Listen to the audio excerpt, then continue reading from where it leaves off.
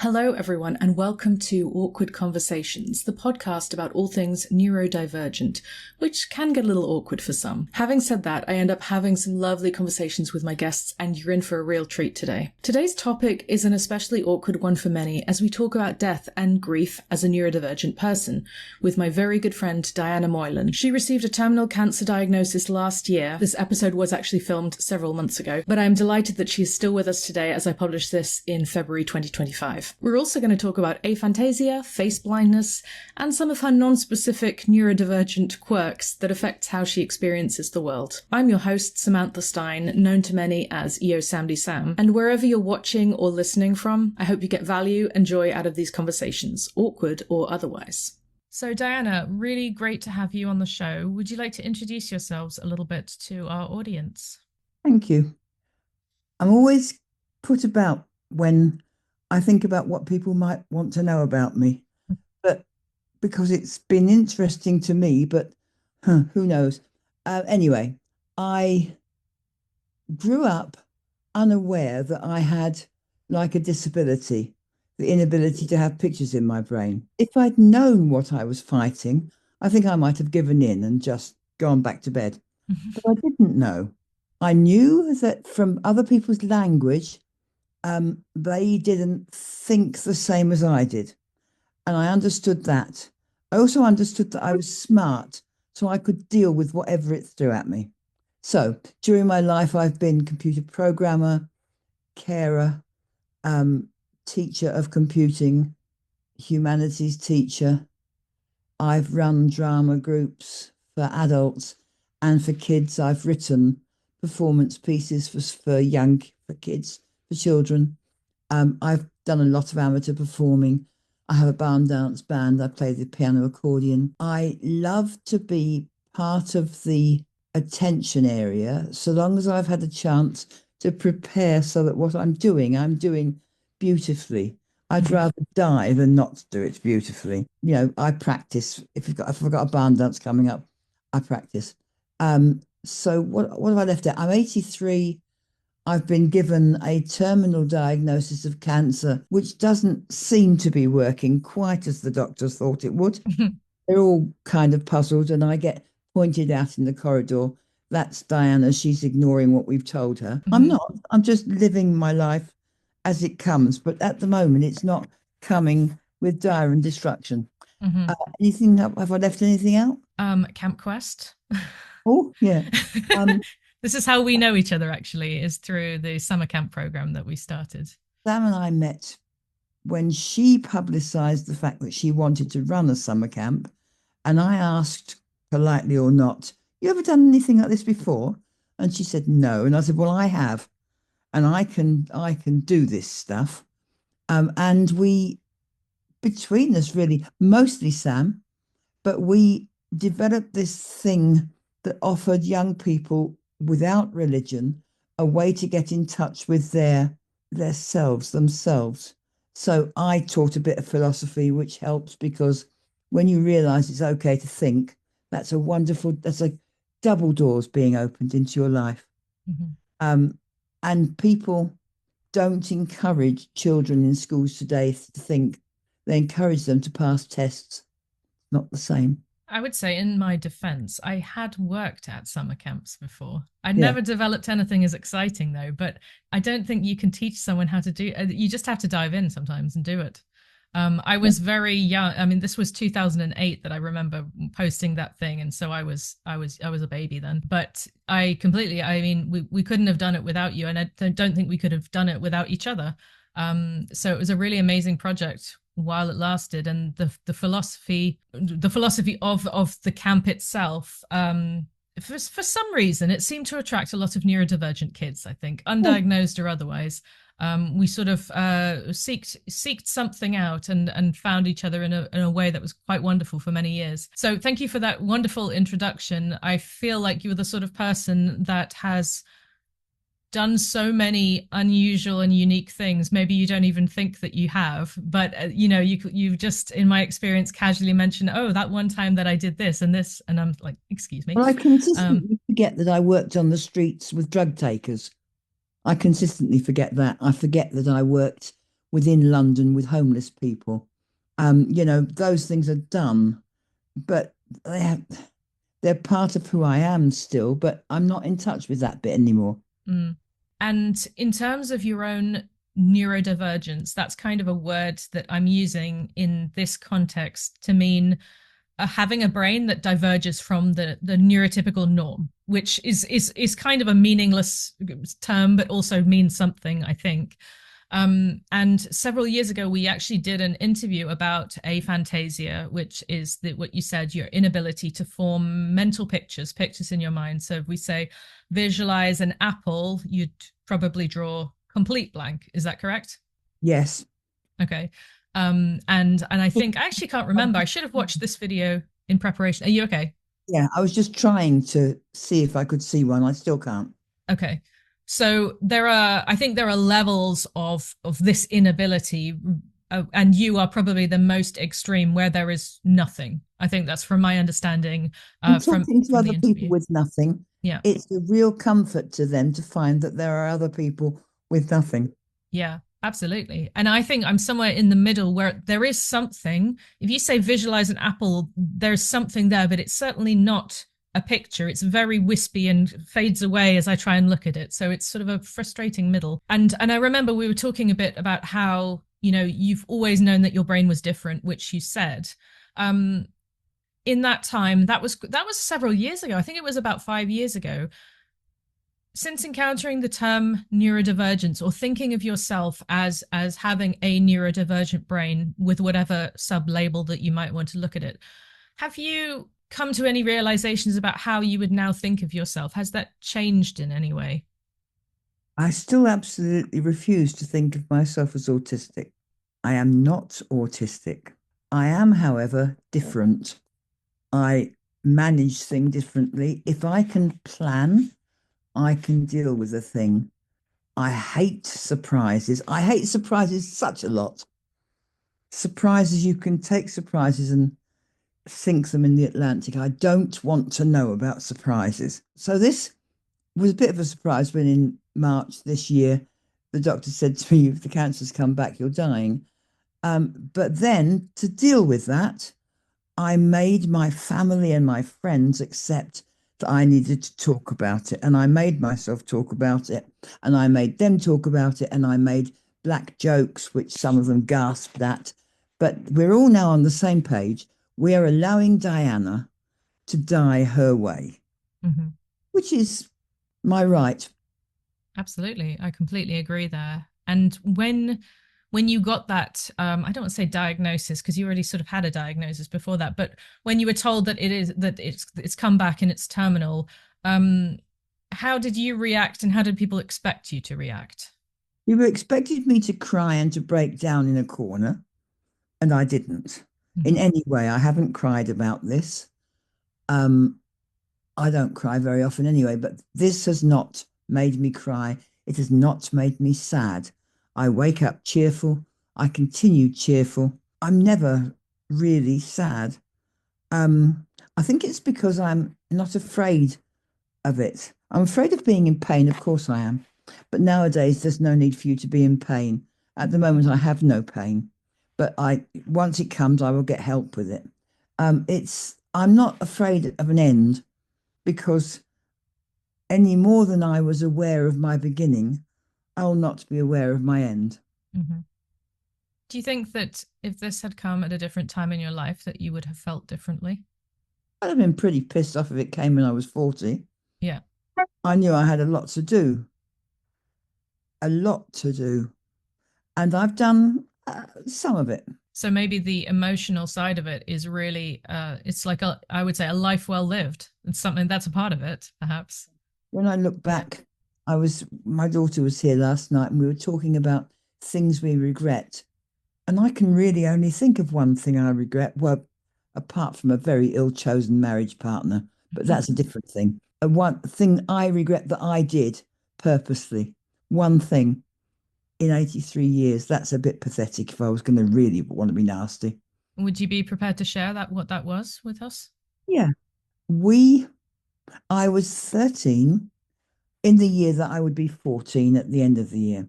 We had a new history teacher. She was absolutely useless. She couldn't control the class, and we weren't learning anything. I wanted to know about history, and there were 32 girls in my class, 27 of whom couldn't give a toss. Mhm. So they were prepared to be driven to do mean things. And it became more and more obvious that Miss Hurl was never going to control a class and was never going to teach us. So we did vile things like, frogs in the desk and all looking slightly sideways when she talked to us. So that's a horrible feeling when the class does that to you. We drove her out. By half term, she'd gone. Now, that gave me a history teacher, and so meant my education went right. But what it did to Miss Hurl, God only knows. It must have been a terrible thing to have happen to you. Hmm. But it also may have ended up being a blessing for her.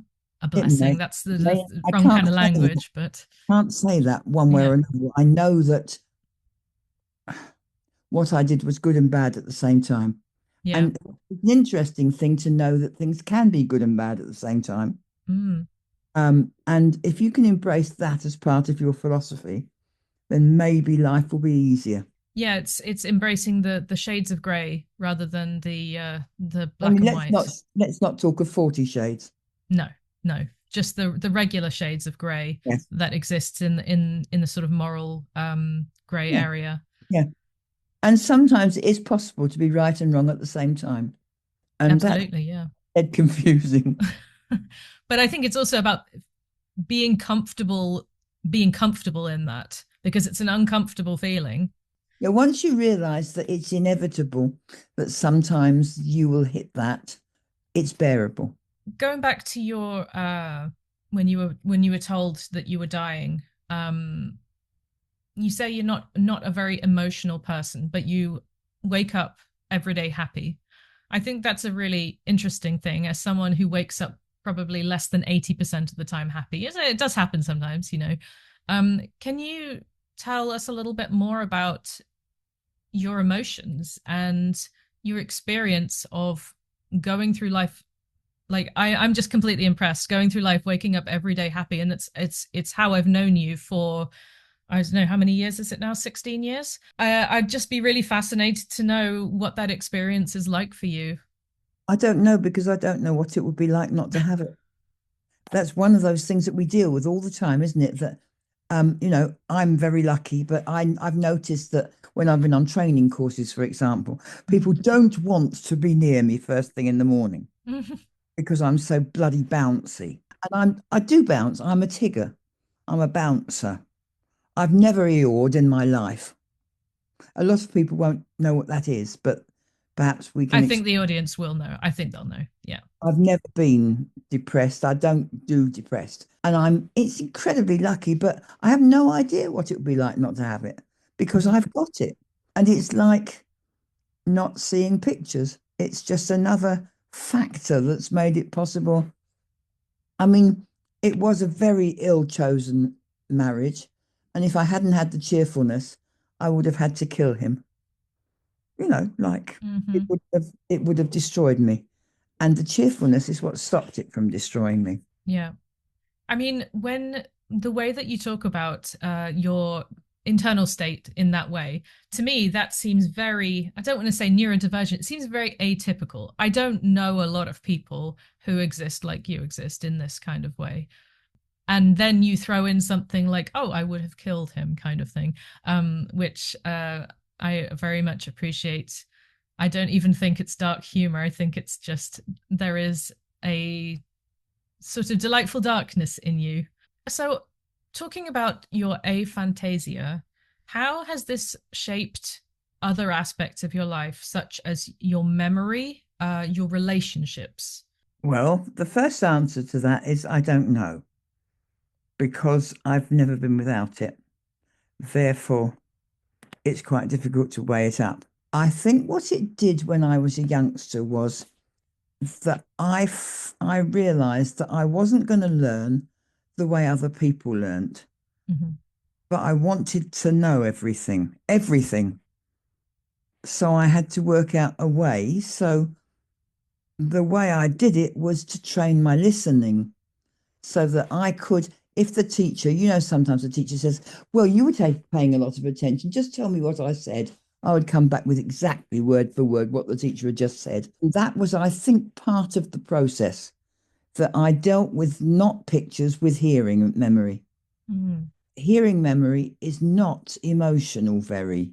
I mean, if I want to have a good cry, and sometimes you think it would be nice to have a cry, I'll put YouTube on and I'll put the Metropolitan Orchestra of Opera House of New York on, playing the Valkyrie, the Valkyries descending from heaven to the beach, and it takes about, I don't know, 28 seconds. Mhm. And I'm howling and I adore it and I love it. And I've shown it to my granddaughters, one of whom understands and one of whom doesn't. My daughter has never got why I get opera, and I made her sit through it. And at the end of it, she said, I still don't know what you get, but I can see that you get it. Mm. And that, of course, opera is a hearing thing because I couldn't afford to go to operas. I've only ever heard them.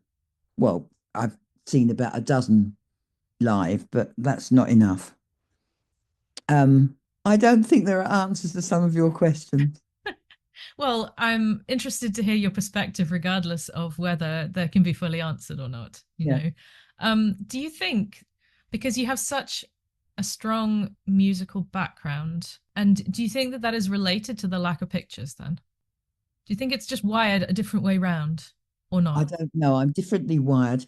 When I was about two, a relative of my father was away in the Navy because we were having a war, came and saw my mother, and there was a man playing the piano, and I was sitting underneath the keyboard watching the keys go up and down from under and singing in tune. I could not yet speak Mm. words. This relative, who was much richer than we were, decided that this was grounds to leave me a piano and piano lesson money. It's very unusual for children to sing in tune that early. Hmm. One How out old were of you? Two? Yeah, Yeah. one out of the two of my younger granddaughter did and has amazing pitch. I've never sung out of tune. I don't do that. Hmm. Um, but so that accident, she turned up by accident. This man was playing. I was attending and humming. Hmm. Um, Changed my life because I think sometimes when my mother was being at her most difficult, and she was very difficult, I used to just go to the piano and let the piano help me. Mm. Playing the piano makes me feel absolutely wonderful. And I'm not good at it. I'm just very average at it. But my average, yeah, it's a good feeling. And of I'm course, just I'm just that's getting a sunbeam on me. Can we just pause that? And I'm just gonna turn the blinds down. which reminds me, when I was a little girl, I used to go to Sunday school and we used to sing this song, Jesus wants me for a sunbeam to shine from him each day. And it's a very long time since I thought of that. Well, I was being wanted for a sunbeam by somebody out there, so Well, maybe I thought when I was a kid, Jesus wanted me for a sunbeam, and that's what made me cheerful. Who knows? so I wanted to. You didn't answer one aspect of the question, which I know maybe you said you couldn't answer, but you did answer it on the notes. So I'm going to try again in a different way. When you said you can't remember what people look like as a result of this, I don't know, condition or trait or whatever we want to call it, um, how does that affect relationships? Do you also think you have face blindness in a way, or not Yes. so much? Yeah. So when I meet somebody new nowadays, I say to them, if you see me in the street and I don't speak to you, speak to me. It may be my disability that you're Mhm. hitting rather than me being a snotty cow, which it could be seen as, well, there she is passing us by. And it's extremely difficult if you don't recognize people. And I find myself not looking at people. Mm. I know that I don't look at them the same. I mean, I've now got a mobility scooter and I go to the shop on it and I pass more or less the same people. And now I'm beginning to get some sort of familiarity with who I will meet. And in the shop, I know which checkout person to go to make me feel that I'm not a burden that he actually would like to help me, as Hmm. opposed to the ones who know they've got to. And and I know that by memory, by visual memory. Hmm. Bit unusual. So it's kind of visual memory and self-defense.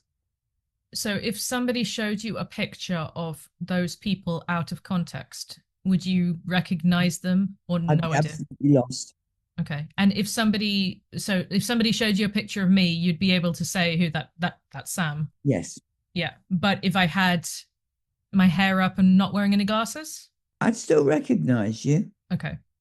So I it's know you, like I've spent such a lot of time with you that's true, yeah. that, it's almost like family. But I couldn't, in the absence of you, I couldn't describe you. Right. Okay. So then it becomes more not about recognition, but more about recall, Yeah. which obviously is related to is there a picture in your mind? Yeah.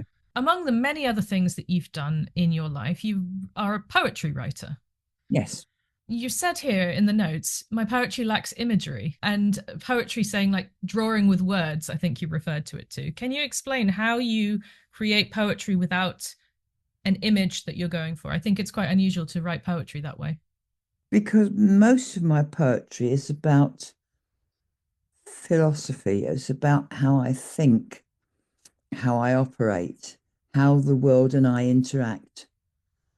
So it's not like Wordsworth wandering lonely as a cloud that floats on high, and then you can see the daffodils, can't you? Yes, no, I can't, but yet I know. Um, I that sort of poetry is just beyond me.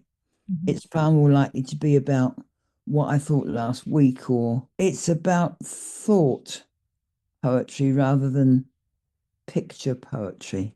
And there is a Mm. difference. So if you ask me, I've had this over the years. I've been a sort of a would you write me a rhyme? It's my wife's birthday, and I can do that. And I Mm-hmm. can, I ask what kind of thing do you want, and I can make up the imagery knowing that people need it, but it doesn't come natural to me. And when you read, for example, poetry that has a lot of imagery, how do you experience that without it creating a visual picture? In exactly the same way as the world affects me. Mm-hmm. I don't see pictures. So how could I possibly know what it would be like to see them? No. My poor sister, who now accepts that I'm not doing this for attention, but it's a fact, um, cannot, she can't understand how I can remember how to drive to places. She can't, because Mm-hmm. all of hers is visual memory and none of mine is. Mm-hmm. So where And does it, your memory connect to then? Is it words? yeah, Yeah. I So if mean, you yes, are driving from one place to the shops, for example, can you tell me a little bit about your internal state? How do you achieve that with directions? Do you say first I drive straight, then I take the roundabout to the left, or how does it? nothing like as detailed as that. I live in Milton Keynes, where it's very easy to get to places because we have these roundabouts. So I know, for example, if I'm going from here to the Aldi, which is nearest, I'm going to go out of this estate straight across a big roundabout and turn off right into Aldi. That's all it is. Mm-hmm. When people come to visit me, I say, well, when you come off the M1, you go across one roundabout, you then turn left and go across five more, and then you turn left and turn right into my estate. I do it all by roundabouts. See, when you say something like that to me, when you give a set of instructions like that, all I hear is blah blah blah blah blah blah blah blah blah. I cannot follow directions Yeah. in verbal form, or I'm just like, can you just show me on the map? All I need to do is just look at it, and I'm like, okay, I know where I'm going. But if you say three roundabouts and then to the left, all I'm doing is I'm not even seeing a picture, but I'm translating it into, I suppose, a visual kind of representation within my own head. Because I'd rather be able to just sit there and go, okay, a lot of the times I have to close my eyes when people give me directions because I'm like, oh, this isn't helpful. You That's right here is not helpful. that's Um, lovely.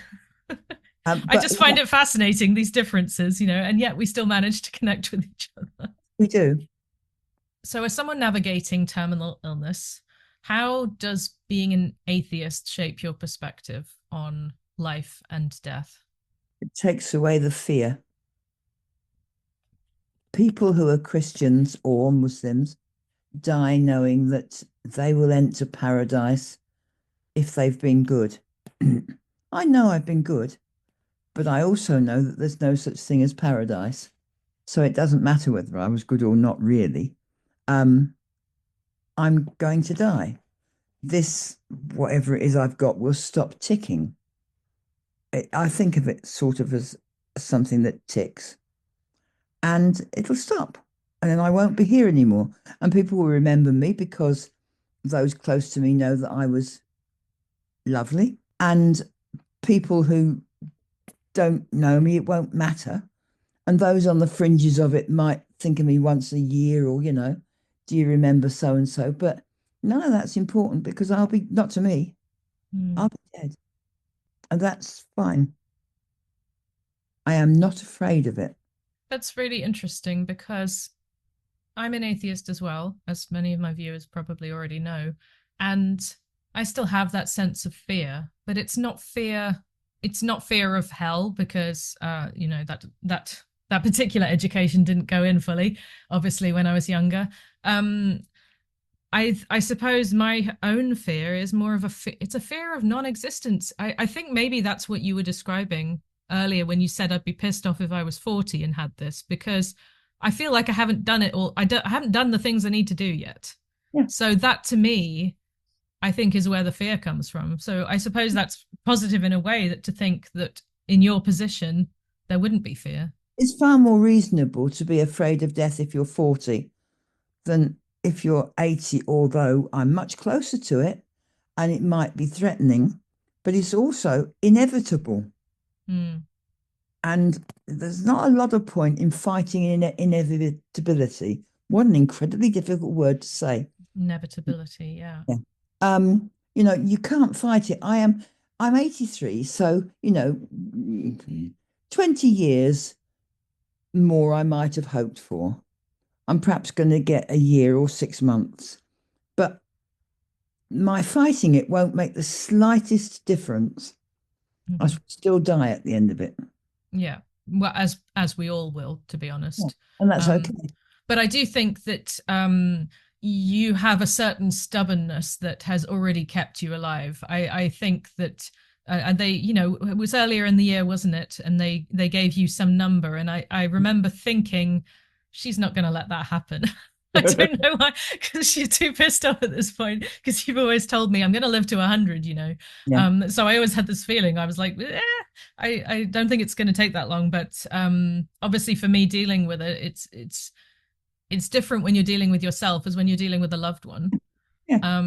And I wonder how that might be different. I'm sure that you have lost people, and how is it different to lose someone that you were close to as opposed to hearing the news for yourself? Hearing the news, you know what I mean? Well, I was with my husband when he died. Um, and he died, and I didn't cry. And I organized, administered his funeral, burial, burning entirely without crying. Very well balanced. Somebody called me ice cold bitch. Thank you very much. But I was doing a performance because the other people in the room needed somebody to hold it together, and I can. Mm, I'm strong.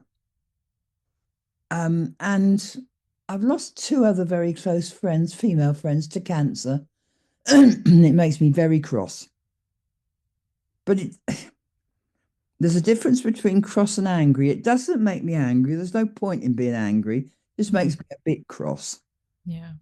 But grief, as you describe it, doesn't seem to be something that is how other people describe.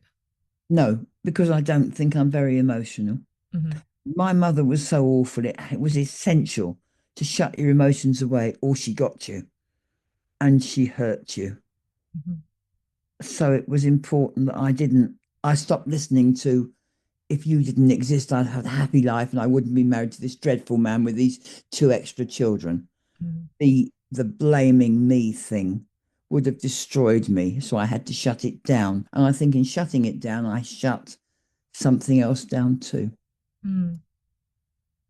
Yeah, absolutely. Because I think there's an interesting thing to be said. There's obviously a part of you that is just you, and that's how you came out. And I think especially once you start having children, you see they kind of come out just a certain way, and there's actually very little you can do about it. But then there's also a part which I think is very sensitive to environment, and I think a lot of people who've experienced childhood abuse or anything, mental abuse or something like that in that way, might have similar experiences with their emotions. So it's really So interesting it's to hear self-defense. about this. Yeah. It's self-defense. If you're going to live out of fear, you have to find a way of dealing with what you can't change. Hmm. I couldn't change how my mother was, so I had to change how I was to make it bearable. Yeah. But I think I don't want to say this. This sounds very bad. In some ways, you were lucky. In some ways, you were lucky because let me say this, because I think you had a brain that was naturally able to be cheerful, Yeah, and that helped significantly because you were able to be cheerful in the face of less than ideal parental relationship, and then you were able to have these coping strategies while still being cheerful, and yeah, that's not a mask. That's who you are. yeah. Yeah. I'm cheerful. Hmm. So with the people that are closest to you, how have you talked to them about death, and how have they responded? Or maybe with more crying, I assume. Nobody's cried at me or with me in the room because they know that I'm not a crier, I think. They have felt able to let me know how important I am to them. And although I knew that they knew, I didn't really know in capital letters until now. And it's nice to know Mm. that, and not nice to know that it's going to hurt them when I die, that they will miss me. I'm not egotistical enough to think they're going to miss me every minute of every day. And I keep saying this to them, you won't. You will forget. Some days you will wake up and you won't think of me first. Mm. Um, I I was shocked the day I got to lunchtime and hadn't thought about Paul, my Mm. husband, because yes, it took about 3 months for that. And as I say, it was a non-ideal marriage. I should have been delighted that he was dead. Well, I was in some ways, but yeah, How long were you married? 40 years. 40, 40. Yes. So it's Well, quite 39 and three quarters. quite normal that somebody who has such a presence in your life would dominate your thoughts, even if you know it wasn't ideal, like you Yeah. say. Yeah. So what's something that you wish more people would understand about living with a terminal illness? That the terminal illness belongs to the person who's got it, that it's not yours, it's mine. So how it's managed should be in my hands. Mm. Whilst I appear to be coping, don't interfere. You can't experience what I'm experiencing. And that's good because, life is difficult enough without having to experience somebody else's dying like that. Mm. It's hard. Nowadays, nobody's got enough money. There's all of the worries of relationships. They really, the last thing they wanted was me dying on them as well. But yeah, I don't want my death to get in the way of their living. Mm. And they've kind of indicated that it might. I think it will certainly affect them for a while, from what I know of your family. And, Mm. you know, have you discovered any unexpected sources of joy or meaning in your life since in the last few years? Last week, Gemma said she wanted to be an opera singer. I wanted to be an opera singer when I was a teenager. But my granddaughter is, I hope she's more successful than I. She's got an exceptional voice. But that link really made my day. I love music and I love opera, and I'm using YouTube to access things I couldn't access before. I'm very glad that I'm alive with all this tech happening. Mm-hmm. Because if I watch quite a lot of television. I'm not ashamed of the fact that I do. I do.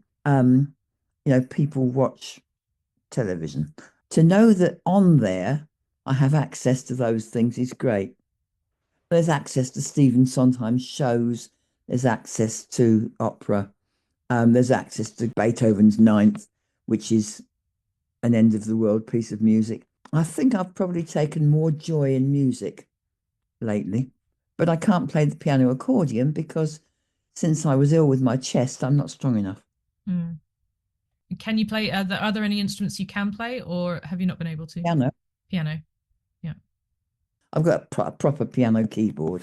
I took a break from piano lessons. I started guitar lessons, and that's going really well because we had a conversation about hypermobility, and I was like, it's doing something. It also affects guitar, but It does. I tried to play it and yeah, couldn't make my fingers stay straight yeah, to bar. they keep on That. flicking. Yeah. Yeah. So in the end, I gave up because it was too much bloody effort. Mm. Well, I've found that, and really just having a teacher who's understanding and open-minded and say, if you can't do it this way, let's find another finger, let's find another way, makes all the difference. I've been finding so much joy in that rather than beating myself up. I can't do this properly and I'm not good enough and blah blah. I'm just chilling. I'm playing some Pink Floyd now. That's good. So I'm finding more joy in music as well than I ever had. Um, I know this is a very unrelated question. Have you planned your funeral? Do you want to plan your funeral? Yes, I've paid for it. Mm-hmm. There's an organization here that will come and collect your body and burn it Mm-hmm. without a ceremony and get rid of it so your family doesn't have to deal with that. I've paid for that. That has to follow my body being taken to Dendron because I've given my brain to research. Oh yeah, yeah. So it's my brain and spinal column. So then when that's done and I'm a shattered wreck, the other people will collect the body and the family won't have to deal with it at all. So they will have a party Mm-hmm. and they'll sing. Do you have any wishes for that party, or are you going to let people do it as they want? Well, the thing is, I'm going to be able to do absolutely nothing about changing it. True. But they do know. I mean, there's a song, Loving You, which is a Sondheim song, which is about 3 minutes long, which is perfection, absolute perfection. And I hope that they will sing that. And I just wanted to ask as a final question. I imagine you can confirm that this is true, that in your position you probably have done more reflection looking back at your life. Is there anything, what are you most proud of? Is there anything that you just think, I'm really proud of that I've done in my life, or the way I've lived my life? I'm proud of the fact that on balance, I give far more than I take. I'm proud that I could write the plays for kids to perform, because that's important. And I guess I'm proud of the fact that I'm sitting in the middle classes, having had an incredibly humble beginning. So it really is my music and my brain which dragged me out of there to being a teacher and thus middle class. Mm-hmm. Because middle class is more comfortable Mm. than working class. So I think I'm probably proud of that. The ascent of woman, the ascent of person, sorry. Center person, yeah, that's wonderful. I mean, I'm always so impressed by every time we have a conversation, like I said earlier, you throw in some other thing that I didn't know that you'd done. And I feel like there will never be enough time to really discover everything that you've given to people. But that is my perception of you. And that will be my memory of you as a generous person in terms of your contribution to society. Thank you. And I think from what I know of you, that's very important to be Yeah. to Yeah. to be a part of your identity. And I That just you wanted to say that. recognize it is lovely. Thank you. Well, thank you so much for having this amazing conversation. I don't think it was very awkward at all. Mainly because I think we both have very similar attitudes towards death that sometimes I try and sugarcoat, which I don't think that you actually do. So it's been really interesting to hear about this experience, and And you'll send me a copy of it when it's done. I will send you a Got a copy couple of of it when people who it's desperately want to see it. absolutely. No, this is going to be edited. I'll put it up for everyone to see, and then you can be immortalized on YouTube as your Thank you. favorite opera. Hee hee. Um, So it's been fantastic to talk, and I'm really glad that we got this opportunity. That's a hard word. Opportunity to do so. And yeah, if you're watching on YouTube, you can leave your comments down below. But other than that, thank you for taking the time out to talk with me, Dianna. Thank you. And I wish you continued stubbornness and strength and resilience I'm working on it. as the months go on. All right. Love you Um, too, Sam. love you.